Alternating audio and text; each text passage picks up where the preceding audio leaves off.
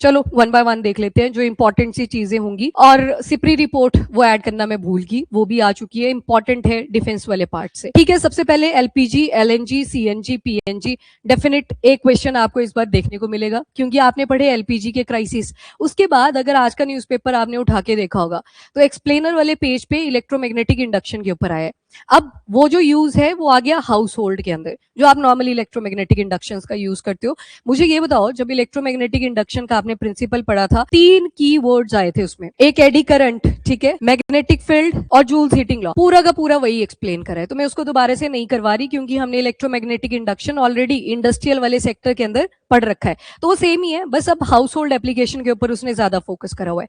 मुझे ये बताओ, इलेक्ट्रोमैग्नेटिक इंडक्शन जब अपना काम परफॉर्म करता है तो ट्रेडिशनल जो कुकिंग सिस्टम है हमारे, उसके साथ अगर कंपेयर करा जाए तो कूलर कौन होगा ज्यादा, कूल इफेक्ट कौन ज्यादा देगा? इंडक्शन। कभी दूध गर्म किया इंडक्शन के ऊपर तो देखना उसका सिर्फ बेस ही गर्म हुआ होता है, आप साइड से उसको आराम से उठा सकते हो। पर अगर गैस के ऊपर गर्म करोगे तो क्या होता है, जल सकता है आपका हाथ, है ना, कपड़े वगैरह से उठाना पड़ता है, या आप छोड़ दोगे थोड़े टाइम के लिए, जब ठंडा पड़ेगा तब उसको यूज करेंगे। ट्रेडिशनल मेथड और इलेक्ट्रोमैग्नेटिक इंडक्शन के अंदर आपने एक की डिफरेंस और देखा था। जैसे इलेक्ट्रोमैग्नेटिक इंडक्शन होता है उसके ऊपर आप क्या करते हो, डायरेक्टली रख देते हो ना अपना बर्तन, वैसे इंडस्ट्रियल यूसेज जो भी प्रोडक्ट आपने गर्म करनी थी उसको डायरेक्टली आप रख देते हो। तो इंटरमीडिएटरी कौन से में आएगा?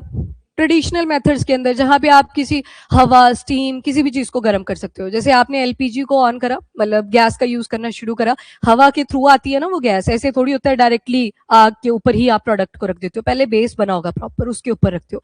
तो वही सारी चीजें लिखी हैं लास्ट में। पहले मैग्नेटिक फील्ड का लिखा है कि जहां पे इलेक्ट्रिक फील्ड आएगी वहां पे ऑटोमेटिकली मैग्नेटिक फील्ड भी आ जाएगी। एंड सेकंड लिखा हुआ है about eddy currents. Eddy current कैसे होते हैं, नेचुरल होते हैं या इंड्यूस्ड होते हैं?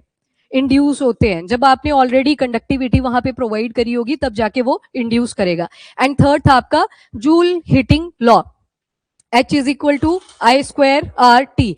जितने भी हीटिंग सब्सटेंसेस होते हैं वहां पे करंट का फ्लो करना भी जरूरी है, प्लस वहां पे रेजिस्टेंस भी आनी चाहिए। रेजिस्टेंस की ही वजह से क्या डेवलप होती है, हीट, तो दोनों साइमल्टेनियसली चलने चाहिए। तो आज आप क्या करोगे, उस आर्टिकल को ओपन करेंगे, बस यही चीजें दोबारा से लिखी हैं। उस दिन आपने इंडस्ट्रियल एप्लीकेशन पढ़ी थी, आज जो लिखा है वो हाउस होल्ड के केस में लिखा है कि जितने भी इंडक्शन वगैरह है उनकी जो बिक्री है वो इंक्रीज कर गई है। और बैक एंड पे रीजन क्या रहा, एलपीजी क्राइसिस, और जब सिलेंडर बिक रहे हैं तो अब थोड़े महंगे भी बिक रहे हैं क्योंकि सप्लाई चेन ऑलरेडी शॉर्टन हो चुकी है। ठीक है, तो वही आर्टिकल था। एंड एक आर्टिकल आ रखा है आंध्र प्रदेश का टोटल फर्टिलिटी रेट को लेके कि सबसे कम चल रहा है, अगर ओवरऑल देखें तो 2.1 पे है, वो 1 पॉइंट समथिंग पे चले हुए, तो उसके रीजंस बताए हुए, मतलब ओवरऑल यही है। बाकी बारिश, ठंड पड़ रही है, दोबारा से वही रीजन है जो आपने एक दिन कवर करा था, high pressure and low pressure की बेल्ट। हाई प्रेशर कहां पे डेवलप हुआ होगा, कौन सी वाटर बॉडीज, मेडिटेरियन, ब्लैक सी और कैस्पियन सी। और लो प्रेशर बेल्ट जहां जहां पे हेल स्टॉर्म हुआ, जहां पे आइसफॉल हुआ या स्नोफॉल हुआ या जहां पे हैवी रेनफॉल हुआ, वहां वहां पे लो प्रेशर जोन्स बनी थी। तो बस वही high pressure to low pressure की तरफ मॉइस्चर आता है और वहां पे बारिश हो जाती है। ठीक है, तो वो सेम ही है रीजंस, तो इसलिए हम ज्यादा फोकस उस पर नहीं करेंगे। ठीक है जी, अब आज और बाकी वेस्ट एशिया हर जगह वही घूम रहे हैं। एडिटोरियल आज के उठाओगे तो हैप्पीनेस उठ रही है कि सोशल मीडिया ने कैसे डायनामिक्स को चेंज करा है। बोला जाता है कि 1 आवर ठीक माना जाएगा अगर इतना आप सोशल मीडिया यूज कर रहे हो पूरे दिन का, बोला ये 1 घंटे का, बताना जरा कितना कितना टाइम है तुम्हारा। नहीं, पिछले बैच की मुझे याद है जब ये हैप्पीनेस इंडेक्स हमने पढ़ा था इसी मंथ के आसपास, कहीं होगा 6 घंटे भी था, पूरी ईमानदारी से बोल रहे थे जैसे मैम क्लास खत्म होती है दोबारा से शॉर्ट स्क्रॉल करना शुरू कर देते हैं, इंस्टा, फेसबुक, तो होता है ये। पर 1 घंटा बोला गया है कि आपको कनेक्टिविटी भी बनाए रखनी है देश दुनिया के साथ, उसकी वजह से उसको पॉजिटिव नोट पे लिया है। पर 2.5 आवर जहां पे हो रहा है उसको नेगेटिव नोशन पे देखा है। बाकी 7 घंटे वाले तो गए, वो तो चले हुए हैं, डूम स्टे स्क्रॉलिंग ही करे जा रहे हैं। डूम स्टे का मतलब बाकी सारी चीजें छोड़ दो, हम एक ही जगह पे फोकस रहेंगे। जैसे एक एयरक्राफ्ट का नाम भी डूम स्टे है, कभी कभार अपीयर करेगा, कभी कभार यहाँ पे लोग अपीयर करेंगे सोशल एक्टिविटीज के अंदर। ठीक है, तो ये सारे डिफरेंसेस है। चलो चलते हैं फिर एलपीजी, एलएनजी, सीएनजी और पीएनजी की तरफ। एलपीजी यहाँ पे liquefied petroleum gas, LNG liquefied natural gas, CNG compressed natural gas and PNG pipe natural gas. इन तीनों के नाम में एनजी लगा है, नेचुरल गैस, मतलब इनका जो मेन इंग्रेडिएंट रहेगा that is going to be methane. और नेचुरल गैस, इनके रिजर्व्स अवेलेबल होते हैं अर्थ के अंदर। पर वहीं पे LPG that is liquefied petroleum gas, इसके रिजर्व्स अवेलेबल नहीं होते, इसको हम बनाते हैं। 2 सोर्सेज होते हैं, पहले तो पेट्रोलियम गैस मतलब जब क्रूड ऑयल वगैरह की आप एक्सट्रैक्शन करते हो, जब उसका रिफाइनिंग वाला फेज चलता है, रिफाइनिंग में आप क्या करते हैं, जितनी भी इंप्योरिटीज होते हैं उनको सेग्रीट करते हैं, या फिर शायद वो फ्यूल के अंदर रिक्वायर्ड नहीं है पर एज अ डिफरेंट फ्यूल उसको यूज करा जा सकता है। तो मतलब इसके नेचुरल रिजर्व तो अवेलेबल नहीं है। आप क्या कर रहे हो, जब क्रूड ऑयल की रिफाइनिंग कर रहे हो, एक नंबर दो, जब नेचुरल गैस को आप क्या कर रहे हो, उसके कॉन्टामिनेंट्स को रिमूव कर रहे हो, तब भी इसकी एक्सट्रैक्शन करी जा सकती है। तो बेसिक से दो इसके रिजर्व्स आप नहीं बोलेंगे, एक्सट्रैक्शन के सोर्स क्या क्या रहते हैं वो याद रखने हैं। बाकी ये नेचुरल गैस की फॉर्म में अवेलेबल है, इनकी कॉम्पोजिशन भी डिफरेंट है, सेम है, दैट इज मीथेन। एलपीजी के केस में आपने देखा था प्रोपेन एंड ब्यूटेन, सबसे ज्यादा प्रोपेन देन कम थोड़ा ब्यूटेन। ये मीथेन मेन इंग्रेडिएंट रहेगा एलएनजी सीएनजी पीएनजी के अंदर, पर मीथेन के अलावा इथेन ब्यूटेन प्रोपेन थोड़ी थोड़ी क्वांटिटी में ये सारी चीजें भी अवेलेबल रहेंगी। तो ये थोड़ा सा इंपॉर्टेंट है specially for the state exam, वहां पे आता है एक सवाल केमिस्ट्री वाले सेगमेंट में। अब वेस्ट एशिया में कॉन्फ्लिक्ट हुआ जिसकी वजह से फ्यूल सप्लाई पूरी तरह से डिसरप्ट कर जाती है, और गवर्नमेंट ने ये भी अश्योर करा कि जो बाकी के इंडस्ट्रियल सेक्टर हैं वहां पे हम गैस की शॉर्टेज क्रिएट कर देंगे। मतलब पहले 100% गैस की सप्लाई करी जा रही थी, अब 65 to 80% आपने देखा रिडक्शन भी कर दी गई है, ताकि हाउस होल्ड सप्लाई कंटिन्यूटी में मेंटेन रहे।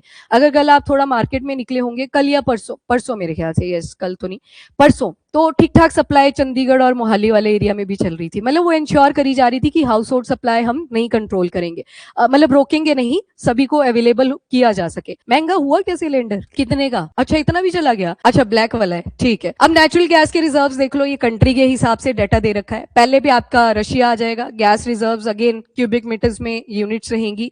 सेकंड पे ईरान है, देन कतर है और यूएस है, फिर उसके बाद बाकी की मिडिल ईस्ट एशियन कंट्रीज जो आप देखते हो उनकी रैंकिंग्स भी आ जाएगी।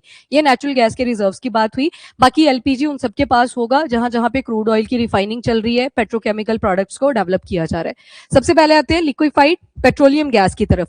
कंपोनेंट्स याद रख लेने हैं, वन इज प्रोपेन एंड दूसरा आ गया ब्यूटेन। और ये कब बनता है, जब नेचुरल गैस की या तो प्रोसेसिंग करी जाती है, प्रोसेसिंग मतलब वही नेचुरल गैस के लिए आपको मेन इंग्रेडिएंट चाहिए था मीथेन, बाकी थोड़ी बहुत इंप्योरिटी नहीं सॉरी थोड़ी बहुत जो कंपोनेंट्स आएंगे that is ethane butane propane वो भी रहेगा वहां पे। पर इंप्योरिटी क्या क्या हो सकती है, जैसे वाटर के वेपर्स अगर आएंगे तो वो इसमें इंप्योरिटी कंसीडर करी जाएगी, कार्बन डाइऑक्साइड आएगा इंप्योरिटी कंसीडर करी जाएगी, सल्फर वगैरह वैसे तो ये कम क्वांटिटी में होता है पर इसको भी एज अ कंटामिनेंट ही ट्रीट करा जाता है। एंड दूसरा आ गया आपके पास ऑयल रिफाइनिंग, क्रूड ऑयल की जब रिफाइनिंग का भी मतलब है कि आपके पास कुछ हैवियर हाइड्रोकार्बन होंगे और वहीं पे कुछ छोटे हाइड्रोकार्बन होंगे। हैवियर हाइड्रोकार्बन बस ऐसे याद रखो अभी के लिए कि कार्बन की चेन बहुत लंबी होती जा रही है, और जो लाइटर हाइड्रोकार्बन है कार्बन की चेन छोटी सी है।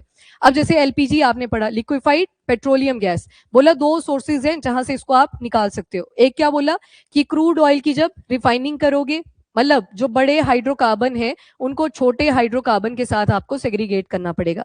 एक प्रोसेस आपने सुना है फ्रैक्शनल डिस्टिलेशन। फ्रैक्शनल डिस्टिलेशन अगर मैं इसका डायग्राम बनाऊं, बस ऐसे याद रखना, एक कंटेनर होगा मेरे पास, नीचे मैंने चूल्हा जलाया होगा, एक थर्मोमीटर रिक्वायर्ड रहेगा। थर्मोमीटर क्यों चाहिए, ताकि मैं टेम्परेचर चेक कर सकूं। हर एक जो केमिकल है एलिमेंट है इनका बॉइलिंग पॉइंट डिफरेंट होता है। अब जैसे मैंने क्या किया, मैंने क्रूड ऑयल की रिफाइनिंग करनी शुरू करी, तो इसमें मेरे पास इस एक कंटेनर के अंदर, जब रिफाइनिंग प्रोसेस अभी शुरू नहीं किया था तो मेरे पास बड़े सारे इंग्रेडिएंट रहेंगे, जैसे आ जाएगा प्रोपेन ब्यूटेन और जो डीजल वगैरह गैसोलीन आप यूज कर रहे हो यानी कि फ्यूल। अब ये गैसोलीन और डीजल पेट्रोल वगैरह ये सारे कैसे होते हैं, हैवियर वॉलेटाइल तो सारे ही हैं, ये हैवियर हाइड्रोकार्बन होते हैं, यानी कि इनकी जो कार्बन की चेन है वो लंबी होती है। इसको ऐसे सोच के चलो अभी कि 16 के आसपास कार्बन यहाँ पे आ जाएंगे। पर वहीं पे प्रोपेन और ब्यूटेन जब आप देख रहे हो तो प्रोपेन में कितने कार्बन, 3, बाकी हाइड्रोजन लगा लेना होता है, और ब्यूटेन के अंदर 4 कार्बन। इनका जो बॉइलिंग पॉइंट है ना ये नेगेटिव में आता है। अब जैसे कभी आप आइस को देखना, उसमें भी वेपर्स डेवलप हो रहे होते हैं ना, तो टेक्निकल प्रोसेसेस होती हैं जो लो टेम्परेचर के ऊपर इनको बॉइल ऑफ करवाया जाता है, तो ये माइनस में चला जाता है, -42 डिग्री सेल्सियस के आसपास।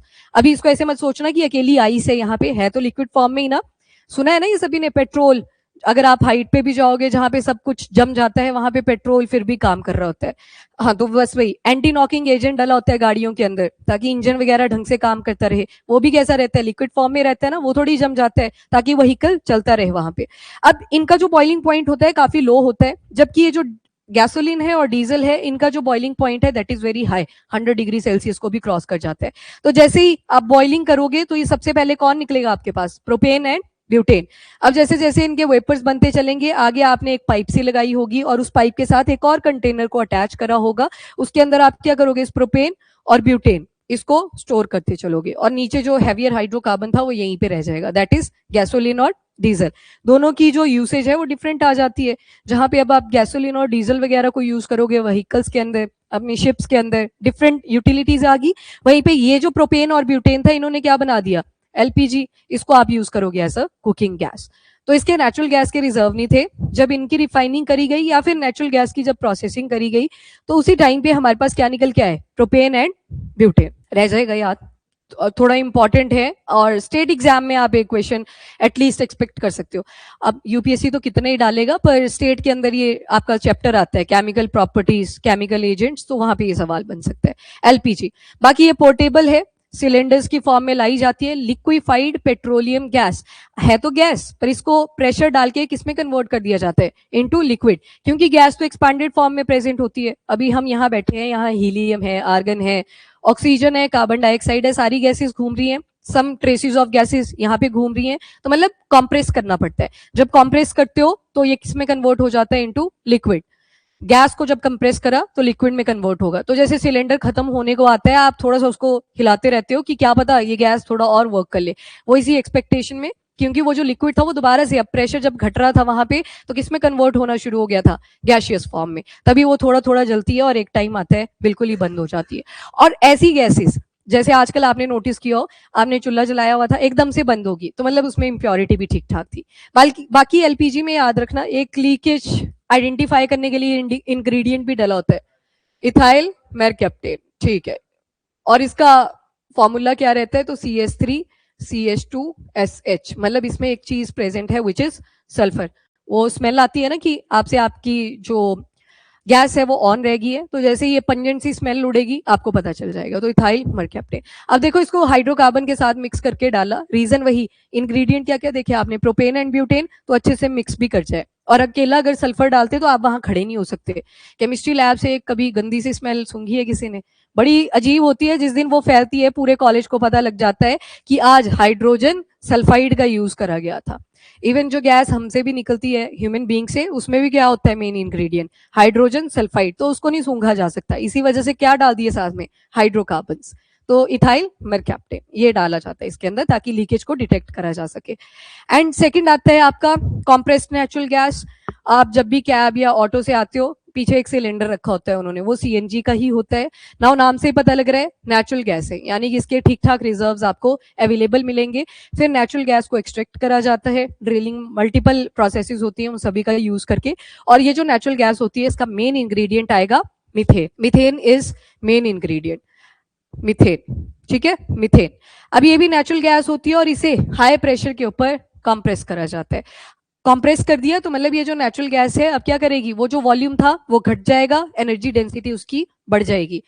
लग गया ये पता, वॉल्यूम कैसे घटा, दबाया उसको, पहले मान लो ये मेरे पास एक डब्बा था, इसमें इतने एरिया में गैस थी, मैंने थोड़ा सा इसके ऊपर प्रेशर डाला, अब ये मॉलिक्यूल क्या करेंगे, इकट्ठे आने शुरू हो जाएंगे, तो मतलब वॉल्यूम तो घट गया पर एनर्जी उतनी है, एनर्जी डेंसिटी बढ़ती चलेगी। अब आप थोड़ी सी और गैस ऐड ऑन करना चाहते हो आप कर सकते हो, पर एक लिमिट तक की।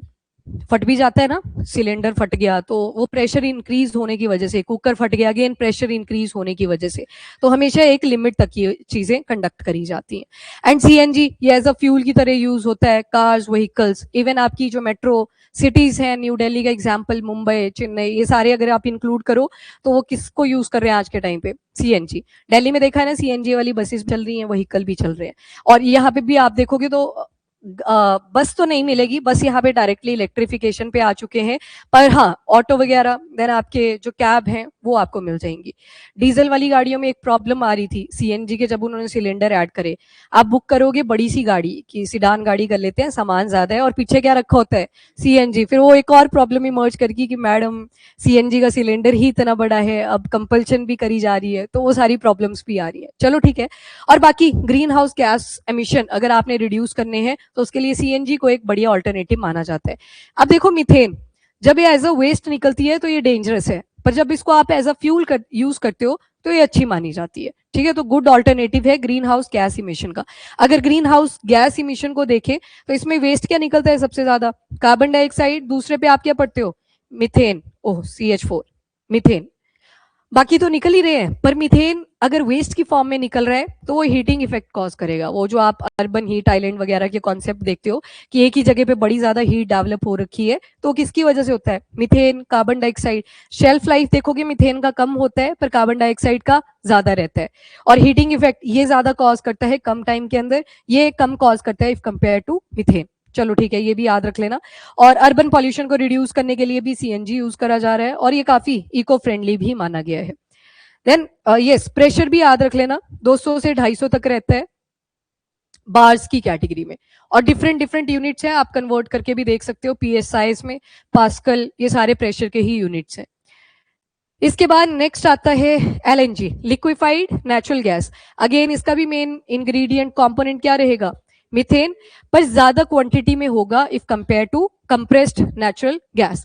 अब ये जो एलएनजी है, जब एलएनजी नेचुरल गैस को ही शो कर रहा है, मतलब नेचुरल गैस के रिजर्व से आप इसको भी एक्सट्रैक्ट करोगे। अब अकेली मीथेन नहीं निकलती, बहुत सारी इंप्योरिटीज इसमें भी होती हैं। जब प्रोसेसिंग करते हो, बड़ी सारी इंप्योरिटीज के फॉर्म में वाटर वगैरह साइड कर दिया गया, कार्बन डाइऑक्साइड साइड कर दिया गया, ट्रेसेस ऑफ सल्फर साइड कर दिए जाते हैं। अभी के लिए एक बस इंग्रेडिएंट याद रख लो, दैट इज हीलियम। एलएनजी की जब आप प्रोडक्शन करते हो, वैसे तो हीलियम एटमॉस्फेयर में भी ठीक ठाक प्रेजेंट है, पर जब एलएनजी की प्रोडक्शन आप करते हो तो वहां पे भी ट्रेसेस में क्या निकल के आती है? हीलियम। तो दो बिजनेस बन गए यहाँ से, एक तो एलएनजी भी आप बेच पाओगे और दूसरा उसका जो बाय प्रोडक्ट आया दैट इज हीलियम। अभी के लिए हीलियम साइड कर दो, क्योंकि अपने में ही इंपॉर्टेंट टॉपिक है, इसको हम अगले आर्टिकल में देखेंगे। तो मीथेन आ गया, बाकी ट्रेसेस इसमें भी सारे रहेंगे। सीएनजी के कंपैरिजन में, जहां पे सीएनजी में मीथेन को हाई प्रेशर के अंदर स्टोर करके रखा था, यहाँ पे भी हाई प्रेशर रहेगा ही रहेगा, पर इसको कूलर कंडीशन में लेके जाएंगे, -162 degree to -160 degree, -162 degree to -160 degree, बड़ा -160 है ना, तो इस वजह से 2 में मैंने उल्टा बोला इसको। इस टेम्परेचर तक इसको लिक्विफाई करा जाता है। पीछे आपने देखा कंप्रेस्ड नेचुरल गैस, वहां भी गैसियस फॉर्म में रखा, आपने उसको लिक्विड में कन्वर्ट नहीं करा था, अंडर प्रेशर गैस को रखा था, थी मीथेन ही। यहाँ पे आपने कैसी कंडीशन बना दी? क्रायोजेनिक, मतलब आपको लो टेम्परेचर के ऊपर ये गैस स्टोर करके रखनी पड़ेगी। ज्यादा अच्छी कौन मानी जाएगी? एलएनजी मानी जाएगी, पर दोनों की यूटिलिटी अगेन डिफरेंट आ जाते हैं, थोड़ा थोड़ा डिफरेंस है। इसको आप ज्यादा यूज करोगे इंडस्ट्रियल पर्पस के लिए, लार्ज स्केल का ट्रांसपोर्टेशन। अब मैं आपसे पूछूं, सीएनजी में आपने देखा गैस को प्रेशर में रखा है, यहाँ पे भी गैस को प्रेशर में रखा, पर उसको कन्वर्ट कर दिया इनटू लिक्विड। ज्यादा एनर्जी डेंसिटी किसमें निकल के आएगी? इसमें निकल के आएगी, क्योंकि इसको तो आपने लिक्विड में ही कन्वर्ट कर दिया, और लिक्विड ज्यादा स्टेबल है इफ कंपेयर टू गैस, तो वॉल्यूम आपको गैस का ज्यादा दिखाई देगा, लिक्विड का कम दिखेगा। और लिक्विड आपको पता है पानी उसी की शेप अटेन कर लेता है जैसे कंटेनर में आप उसको रखोगे। अब यहाँ पे टैंकर जो होते हैं वो भी कैसे नेचर के होते हैं?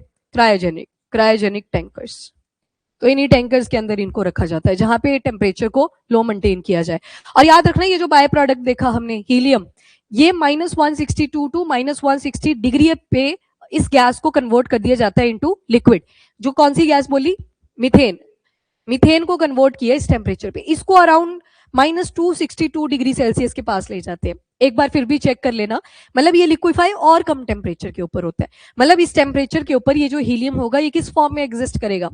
गैस की फॉर्म में। यहां तक आपको टेम्परेचर लेके जाना पड़ेगा to convert it into liquid form, तो और भी लो टेम्परेचर, हाँ -160 टू -162 डिग्री और लो करना पड़ेगा अगर हीलियम को लिक्विफाई करना है। चलो जी ठीक है, तो ये जो स्टोर होती है एट -162 डिग्री सेल्सियस तक के टेम्परेचर पे, बड़े सारे यूजेस हैं, power generation, industrial fuel, transport fuel, जैसे बड़े बड़े शिप्स, ट्रेलर ट्रक्स वगैरह, वहां पे भी एलएनजी का यूज करा जाता है। एंड जो नेचुरल गैस है कहां से एक्सट्रैक्ट करी जाती है? From underground gas field reserves. मतलब ये जो सीएनजी था और एलएनजी था, नेचुरल गैस का रिजर्व एक ही था, पर दोनों की फॉर्मेशन की जो प्रोसेस थी वो डिफरेंट थी। यहाँ पे हाई प्रेशर की बात आपने करी, यहाँ पे क्रायोजेनिक वाली कंडीशन में आप चले गए। यहाँ पे energy density if compare to LNG कम होगी, सीएनजी की कम है इफ कंपेयर टू एलएनजी, क्योंकि आपने क्या किया? फेज को ही चेंज करके रख दिया। नेक्स्ट आता है PNG, piped natural gas. Again composition same है, which is methane. Metro areas में आपने देखा होगा, गांव वगैरह के एरिया में बहुत कम ये प्रोसेस देखने को मिलती है, डायरेक्टली पाइपलाइन के थ्रू ही कनेक्शन दे दिया होता है कुकिंग गैस के लिए। तो वहां पे जो इंग्रेडिएंट निकलता है उस गैस के अंदर दैट इज मीथेन। और इसको भी क्या बोला? इको फ्रेंडली है इफ कंपेयर टू एलपीजी, और एलपीजी की तरह ये भी किसमें यूज होता है? Cooking gas. डिफरेंस है दोनों में। एलपीजी में कॉम्पोजिशन क्या आती है? Propane and butane. इसमें कॉम्पोजिशन क्या आ गई? मीथेन। एलपीजी में क्या चाहिए होते हैं, सिलेंडर्स का यूज करके। इसमें क्या करोगे आप यूज, डायरेक्टली पाइपलाइंस, तो पाइपलाइन के थ्रू इसको कुकिंग गैस की फॉर्म में यूज कर लिया जाता है। एलपीजी की तरह एज अ कुकिंग गैस ये यूज होती है। स्टेटमेंट ध्यान से सुनना, ये प्री ओरिएंटेड आ सकती है। मैंने बोला कि एलपीजी की तरह इसे भी कुकिंग गैस की तरह यूज करा जाता है, ये स्टेटमेंट बिल्कुल करेक्ट है। कॉम्पोजिशन डिफरेंट है, तो देख लेना है वहां पे कॉम्पोजिशन पूछी है या प्रोसेस पूछी हुई है। तो एज अ इसको भी क्या किया जा रहा है, घरों में, रेस्टोरेंट, इंडस्ट्रीज हो गए, वहां पे एज अ कुकिंग गैस की तरह से यूज किया जा रहा है। और कॉन्टिन्यूअस गैस सप्लाई इसमें मेंटेन रहती है। शर्त एक ही होती है, जहां से गैस की सप्लाई दी गई है वहां पे कॉन्टिन्यूटी मेंटेन रहे गैस की। ठीक है, बस इतना सा आता है इसमें। मीथेन का बाई प्रोडक्ट CH4 है, किसमें बर्न करेगा, ऑक्सीजन की प्रेजेंस में। लगाओ आइडिया अब, कार्बन निकल के आएंगे, वाटर वेपर्स निकल के आएंगे, CO2 वगैरह निकल के आएगा, पर CO2 के बहुत ट्रेसेस में निकल के आते हैं, क्योंकि छोटा सा हाइड्रोकार्बन है, एक ही कार्बन प्रेजेंट है इसमें, तो कार्बन डाइऑक्साइड वगैरह के बिल्कुल ट्रेसेस आएंगे। कार्बन मोनोऑक्साइड नहीं निकल के आता है इसमें, रीजन आपको पता है। इतना सा तो है, ये कितना ही निकाल के आएगा, तो कंप्लीट तरह से ये कंबस्टिबल है। ऐसे थोड़ी होता है ना, कभी भी गैस आपने बंद कर दी फिर उसके बाद भी धुआं निकले जा रहा है, तो वो इनकम्प्लीट कंबशन होती। तो ऑब्वियस सी बात है क्या निकल के आती है वहां पे, कार्बन डाइऑक्साइड। डन।